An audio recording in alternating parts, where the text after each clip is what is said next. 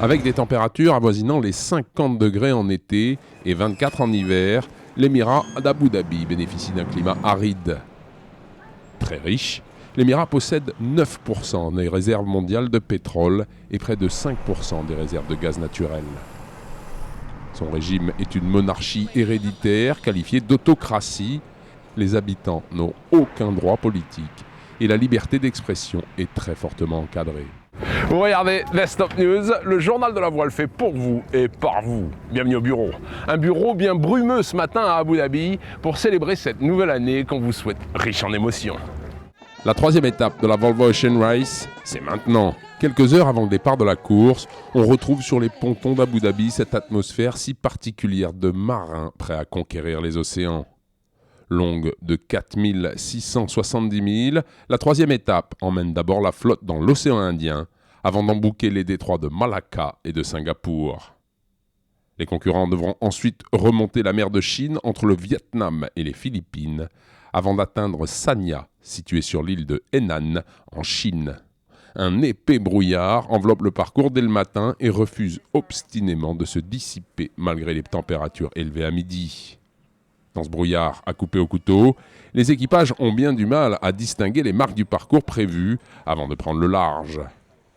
L'équipe locale d'Azam ne s'en laisse pas compter et après une petite heure de course, elle est la première à s'élancer alors que le soleil parvient enfin à percer la couverture nuageuse. Tim Dongfang est second, avec les filles de SCA, troisième. Des vents très légers sont prévus pour les premiers jours d'une étape qui devrait prendre environ 3 semaines avant que les 6 bateaux arrivent à Sanya, en Chine. Le maxi de 100 pieds de long Wild Oat 11, propriété de Bob Oatley, remporte la Rolex Sydney Hobart pour la 8e fois. Vous regardez Desktop News, le journal de la voile fait pour vous et par vous.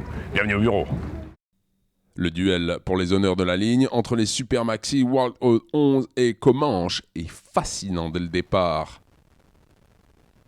Le bateau américain mène la course pendant les 22 premières heures après une sortie spectaculaire du sport de Sydney. Mais le bateau australien est meilleur dans les petits airs qui suivent dans le détroit de Bass et Wild Oat remporte une 8e victoire historique. Wild Oat 11 termine le parcours de 628 milles en 2 jours, 2 heures, 3 minutes et 26 secondes, quelques 8 heures en dehors de son propre record établi en 2012. Vous savez, cette victoire est la plus satisfaisante des 8 et de loin. Nous avons dû affronter un adversaire coriace et la vérité est que nous étions très inquiets. Comanche était très impressionnant en début de parcours et nous avons dû batailler très dur tout du long. Ces efforts ont fini par payer et nous sommes ravis. Comanche franchit la ligne en 2e position, 49 minutes derrière Wild Oat 11. Merci de nous avoir suivis. Rendez-vous la semaine prochaine, même heure, même endroit. D'ici là, au revoir et bon vent.